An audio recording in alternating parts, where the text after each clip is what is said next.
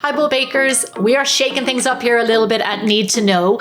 Instead of waiting for the Ask Gemma segment during the podcast, I'm going to be joining Mia at the top of every episode, and we're going to be talking baking trends, what's going on in the world, and answering your baking questions.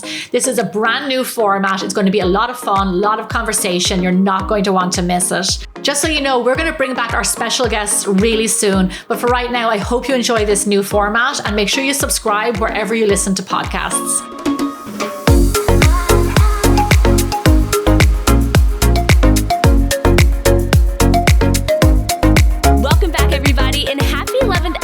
Gemma, hi. It's good to see you. How are you, Mia?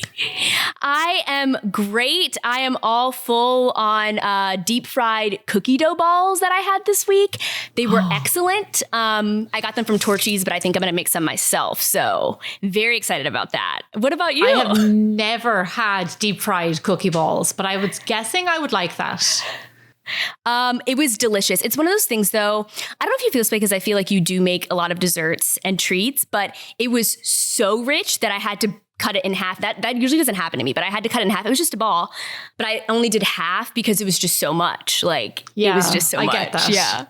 Sometimes that's how I rate a good dessert. It's like where I have to take a moment where I feel like almost I'm having pressure on my chest and finding it hard to breathe. And I'm like, this is a good dessert. Like chocolate cake or something like really rich like that. Like chocolate lava cake or something. Gosh. Yes. Oh, chocolate lava cake is the dream every time. But how are you? What are you doing? What's going on in your world? What's new with Bigger Bolder Baking? I'm good. Busy. We're heading into a new season, so that always it's an exciting time, especially for spring because you've got so many great ingredients. Rhubarb is coming into season. We've got lots of other fruit. We're starting to see a lot of summer berries. We're just a little bit ahead of that. So we're going to actually do our bulk shoot this coming weekend for our summer content. And so it will involve a lot of fruit. I can't give too much away, but some really nice, light and fresh desserts, and also some kind of classic. I'll let you in on a little hint of one that we did. We did churros filled with dulce de leche, and they were absolutely incredible. So that's just one of the ones that we're going to be making. Oh my gosh, I need it in my stomach right now. All of it. That sounds so good. I feel like people think, you just saying all this made me think, people think about soul food, right? But to me, I feel like a lot of different things can be soul food. It's just not like Southern cooking. It can be baking. And thinking about summer and what you were like, they're fresh recipes, they're fresh berries. To me, that's soul nourishing. That's filling and it's exciting. And so I'm really excited to see those recipes from you. But one thing that you've been doing is Amazon Live. So how is that going? How was your first one? It was going great. I love doing lives. I do, because you just have to go for it. And you are in the moment. You have to think on your feet, and you just have to be on. And then throwing in the Amazon element of talking about the products that I'm using, because I get asked on a daily basis what products I use for what, and it's so nice to be able to steer people in the direction of this is my air fryer. This is the inductor top that I use. This is the saucepan that I like. I'm only going to use products that I personally have in my kitchen and that I can put my hand on my heart and endorse. If I had an issue with something, I would definitely say it, but I have some tried and tested pieces of equipment that I use on a regular basis. So you'll see a lot of that pop up.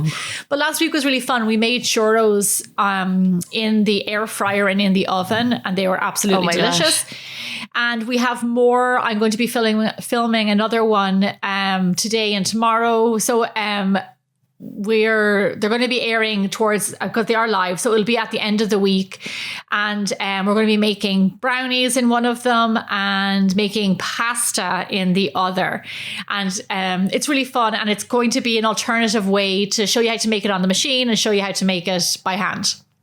Oh my gosh. All right. We're ready. I'm going to be staying tuned for that. Sounds so good. But Gemma, before we get into everything, I want to do a quick thing really quick. We're going to give a shout out to a podcast listener named Grandma Four Times, which I think personally is the best username ever. I'm obsessed. She left a super nice review, one of our very first, and she said, I'm going to love this podcast. Gemma was the perfect first choice because you were the first interviewee. She said, I'm a huge fan of hers and I enjoyed getting to know her better and some of her personal insights. Looking forward to new guests and lots of new cooking info, which is so sweet. Oh, that's lovely. Yeah. Thank you. That's really nice. We love you, Grandma Four Times. That's really nice. And hopefully that'll encourage more reviews. Yes. If you leave a 5-star review, we may read yours on the show too. So be sure to give us 5 stars. And also, really quick, Gemma, I didn't tell you this before the show, but my 6th grade teen living teacher, so in a lot of different states, it's called home ec, but she watches the show and she messaged me and she was like, I'm a huge fan of Bigger Bolder Baking and I saw you on the show. And so she just wanted to say hi. So shout out to Miss Forbes.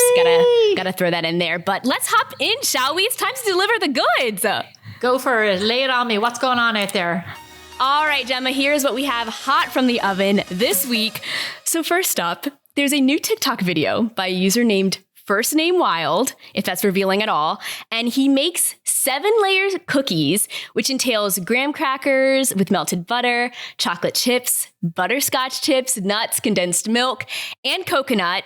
I sent you the video. I don't know if you can see it, but that's basically what he does. And it's crazy. He's shirtless and he has an apron on. I looked it up. Apparently, like, that's just his thing. He's like the shirtless chef. And it's super funny. But this is the whole thing is it's called a 7-layer cookie, but I'm not really sure if it's a cookie. And it kind of reminded me of, this is my favorite food debate. I love starting food debates at dinner because it kind of starts a fun little fight. It's good conversation. But I always tell people or ask people, is a hot dog a sandwich or is it just a hot dog? So kind of in that same vein, but a little different, more baking related. My question for you is this 7-layer cookie actually a cookie? It's not a lot of things. Number one, it's not a cookie, it's a bar. Number two, it's not layers, it's ingredients. Those aren't layers because it all melts together. A layer is like a definite, like, separate layer upon layer. So it's not a layer. Also, dude, where's your shirt? It's so uncomfortable. Why does he have no shirt on? Is that his thing? He just does.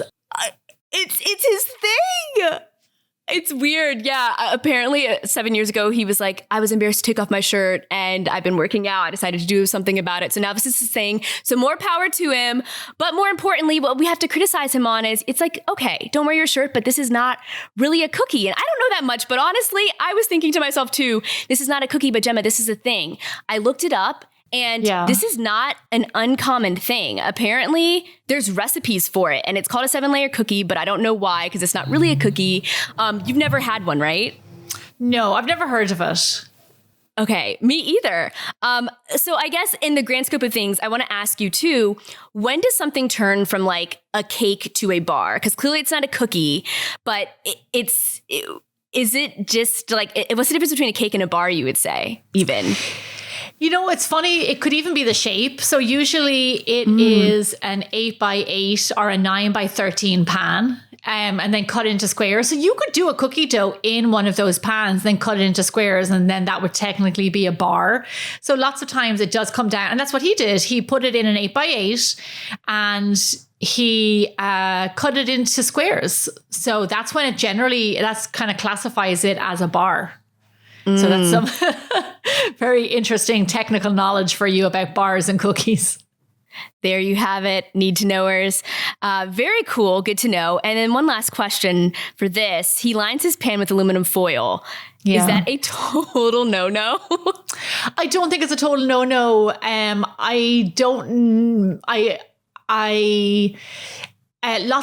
only time I've done that is when I've been out of parchment paper. So I'll admit to doing it. I don't know if it's the best for you. So parchment paper is best. And if we haven't spoken about this before, I think we have never, ever wax paper. Never wax paper. Never. We got it. Everybody hear that? Never wax paper, parchment paper, aluminum foil, but parchment paper is the way to go. Okay, so moving on, more baking. We talked about chocolate chips is what you put in these bars, not cookies. But very exciting news. Pure Wow put out an article about the best chocolate chips for baking just about anything. And it was really cool. They tested non-name brand, name brand. They said what's best for, pancakes, which I thought was cool. What's best for brownies, cookies. And so my question for you is, do you have a go-to chocolate chip for your recipes that you recommend? I do. Number one, what's Pure Wow? It's kind of like, I would say like kind of almost like Pop Sugar or BuzzFeed, but for a lot of different things. Yeah. So it was on Yahoo, but Yahoo like sources different things. So Pure Wow. Thanks for the news. Let's see their expertise though. They're not Gemma Stafford. So what do I use for a chip? I am kind of... I'm pretty loyal to a few brands. I'll tell you my insider secret. When it comes to chocolate for baking, it's so expensive. Chocolate is so expensive. And if you buy it online, you're paying for the weight to be shipped. So I learned that lesson the hard way. Don't buy chocolate online because you might think like, oh, wow, that's a pound for $10. And then you go to ship it and it's $18. I go to Trader Joe's. I get these large red bars of 1 pound bittersweet chocolate. It is amazing for melting and it has really good flavor. It's bittersweet and it is $5. And I go to Trader Joe's and I clean up. I'll probably get 5 or 6 bars every time I go. And I use that for my day in, day out baking. When it comes to outside of that, like it's the best value for money chocolate that I've seen in the US. I like Calabo a lot, Ghirardelli, Lindt. So I'm not a chocolate snob, but I definitely like what I like. Yeah. That's honestly great information. I didn't know what you were going to say. And the article said Ghirardelli semi-sweet was their top choice for all purpose. Yeah. But I wasn't expecting Trader Joe's. I don't know if you know this, but I'm a huge fan of Trader Joe's. Like, I do know that about you because I follow you on Instagram. I'm obsessed with them. Like I constantly, every day it's like a new story about Trader Joe's for me. I think they're just so creative and I like that they support local farmers and local just vendors, and all of the Trader Joe's are locally sourced from, people around them. So I think that's really cool that they do that. Anyways, back to chocolate chips. Do you think different types of chocolate chips work better for different types of recipes? Or do you think it really doesn't matter? You're going to use that Trader Joe's brand for everything? No, it does. So if you don't want your chocolate chip, if you want a chocolate chip, don't use chocolate chips for melting. Chocolate chips they have stabilizers in them and different things, and they will melt and you can bake with them.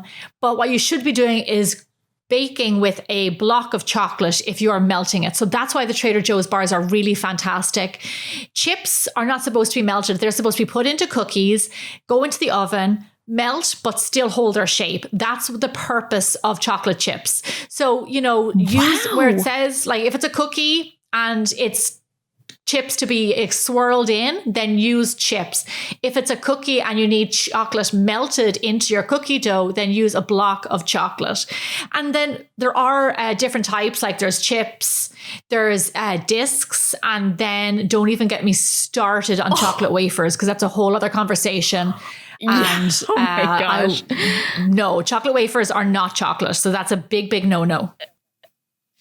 Oh my gosh. This is the more you know. I didn't know this, honestly. This is great information. But okay, I have to ask you this. Should we be scared that there's stabilizers in chocolate chips? When you said that, I was like, what? That sounds scary to me.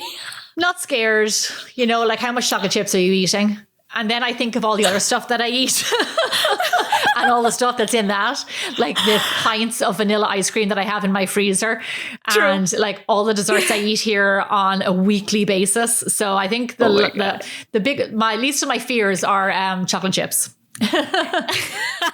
Do you ever snack on them? I guess this is the thing people do. Like I have it in trail mix from Trader Joe's, LOL. But this article also included a category which I thought was random. It was like the best ones for snacking. So do you have a favorite that you snack on, or do you even do that? I do, and I didn't actually mention them. That's a good point. I have a bag of Guittard chocolate discs. Discs are different than wafers, just an FYI. Discs are usually what you would buy you'd get in professional kitchens, and they're perfect for melting. You can chop them up and you can use them as chips if you want. Guittard discs, I bought them online and I really, really like them. And then when I want something sweet, I pop a few in my mouth and I walk around the house like doing stuff. But it just satisfies that sweet tooth. But here's the thing though, Mia, when you eat especially when you're going dark, so it's like semi-sweet, milk chocolate, those can kind of be eaten straight away. When you're talking about something that goes over 70% or even 65%, and it has that bitterness, it's a little bit more richer. Don't just put it in your mouth and eat it, because it can be quite chalky if you do that. Put it in your mouth and excuse me, it's my Irish coming out. Put it in your mouth and let it melt.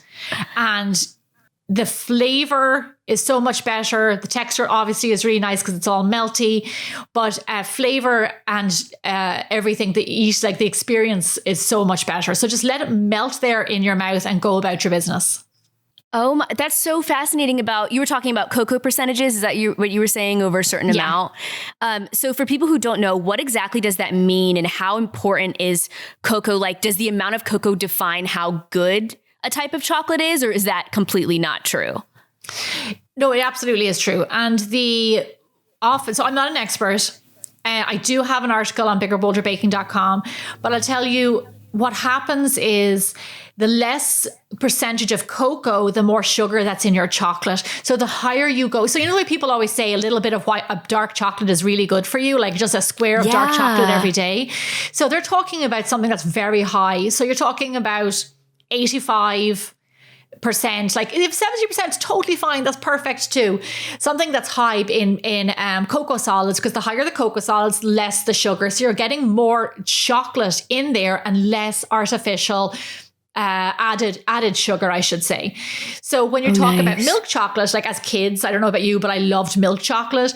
Milk chocolate, especially for kids, it's higher in sugar and there's much less chocolate. So you have a flavor of chocolate, but you don't have that rich bitterness that you get in a darker chocolate. So what I bake with a lot is 72% chocolate, which is bittersweet. And I just find that balance of a little bit of sweetness, that sharpness, just works really well. And that's like predominantly what I use in my baking. Oh my gosh, that is so good to know. Let me go get me some 72% chocolate. Need that in my kitchen.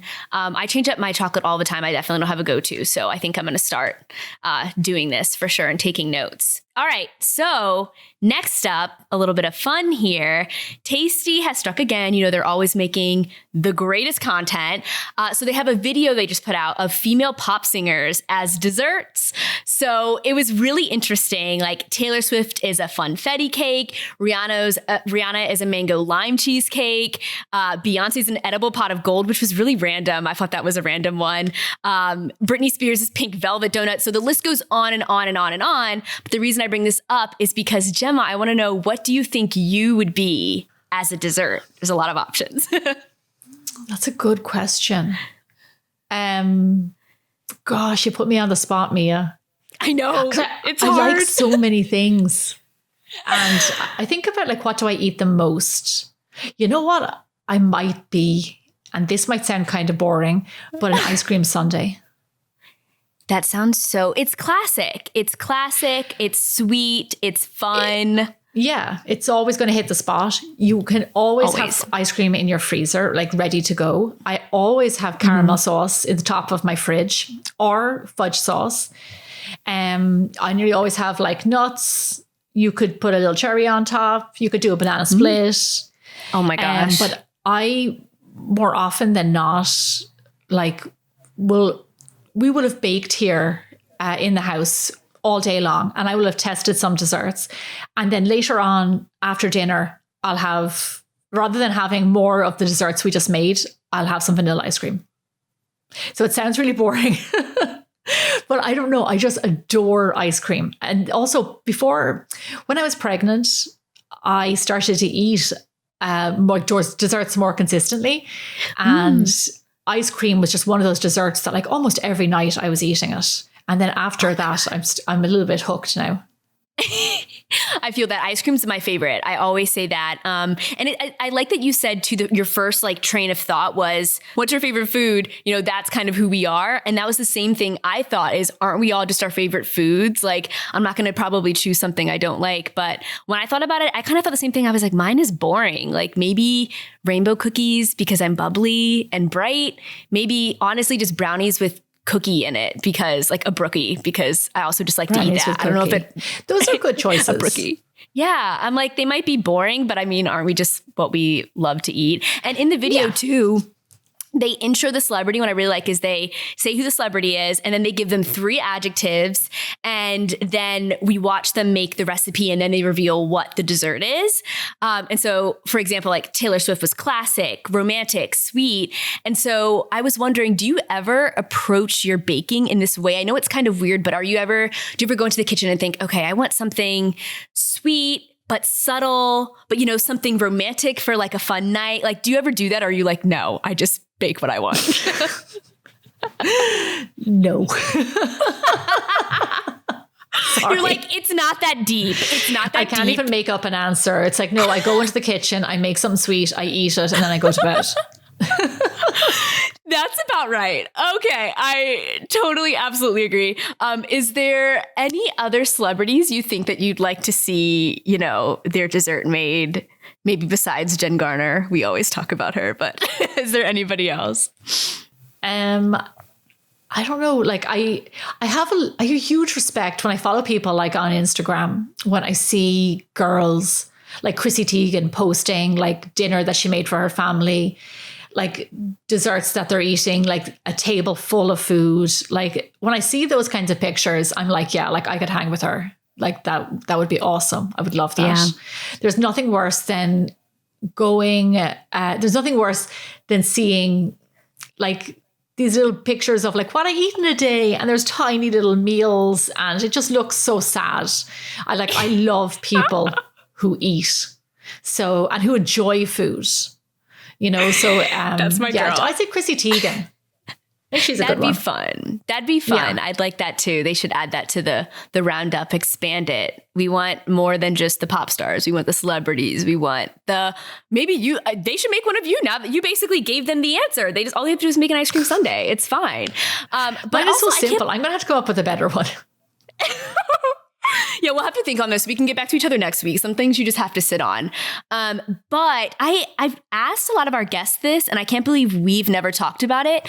But who do you listen to when you bake? Or do you not really like listen to anything, or do you do podcasts? That's a good question. I'll tell you what I do. I listen to podcasts. Ooh, and nice. Did I mention this before? I listen to true crime. I think you've told me you like true crime, but I did not know you listened to it while you bake, Gemma. Oh yeah, for sure. I listen. I'm addicted to this podcast right now called Crime Junkies. I've been listening to them for probably a year or two. And when I just want to kind of when I'm in the kitchen and I'm prepping and I'm trying to get ready for stuff, I'll just put on my podcast. But I love, like, true crime is my genre. I love it. I am obsessed. I get obsessed with the stories. I get like, I'm all sold on, like, you know, who I think did it. And I love it. This would have to be a whole other episode to talk about this. I'm not really a true crime fan, but I love horror and I love thrillers. So we'd have to definitely talk about that sometime. See, that's different. It'd be interesting. I don't like those. See, I'll tell you why. Yeah. See, this is why. Because when it comes to shows, like, I love Dateline, which I shouldn't be admitting this, but I love Dateline. I love 2020. I love those kinds of shows. But then if it's a podcast, when it's a story that's fiction, I'm not interested. I need to know that it happened in real life to real people. And that's what, like, fascinates me. See, my brain is the opposite. Where I'm like, why would I want to know if it happened in real life? That's awful. Like, isn't that psycho? A little bit. Seriously.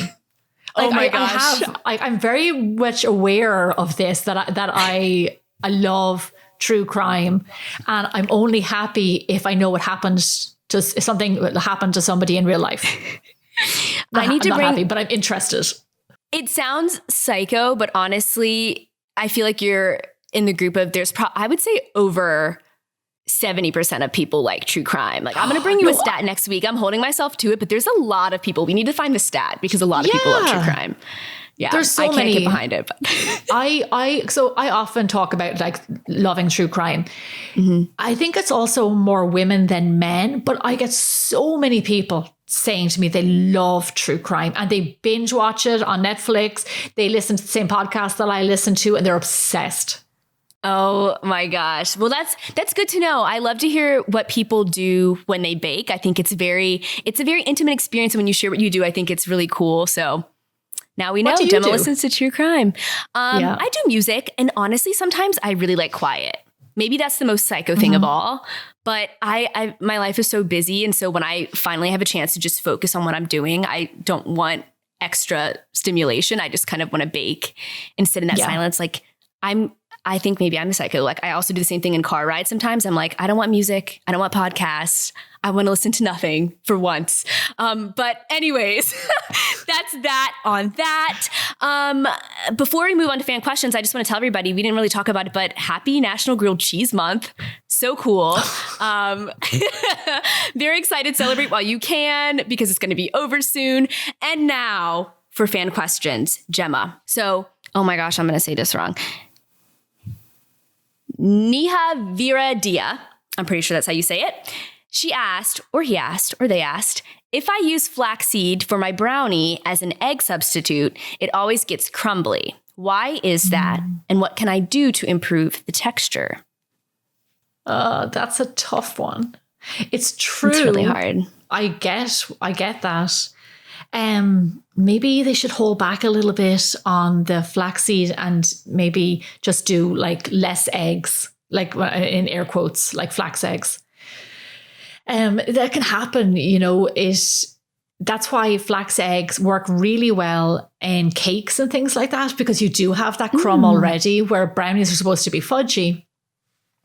If I were you, to be honest with you, if you're finding that flax eggs aren't working, I would do egg substitutes that you can buy in like health food stores and stuff like that. And you should get a better result from those. Amazing. All right, next up.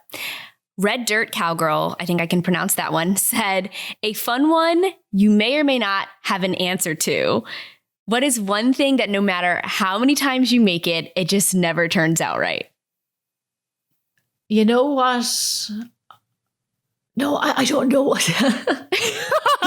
I don't know if I have an answer to that, because I've been doing this for so long that everything, like a lot of it's just second nature to me.